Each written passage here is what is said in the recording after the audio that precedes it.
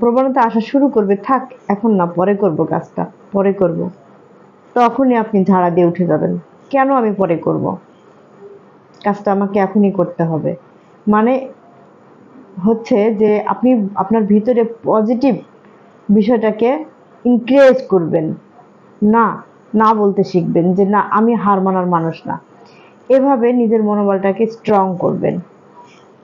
তারপরেও বলি যে হয় না অনেক সময় যে প্রতিবন্ধকতা এসে যায়, যে আপনি কাজ করতে চাচ্ছেন কিন্তু আপনার সময় হয়ে উঠছে না, কিংবা হয়তো সংসার সামলিয়ে, কিংবা ছোট বাচ্চা থাকতে পারে, বা আপনি চাকরি করতে পারেন, এই ধরনের সিচুয়েশনের কারণে হয়তো বা আপনার কাজটা ইচ্ছা থাকলেও করা হয়ে উঠছে না। এই বিষয়টা আসলে ভাববার মতো, তখনও আপনাকে ভেবে নিতে হবে, চিন্তা করে নিতে হবে যে হ্যাঁ, আমি কাজটা কিভাবে করব। এ ধরনের যদি কখনো পরিস্থিতি এসে যায়, তাহলে আপনার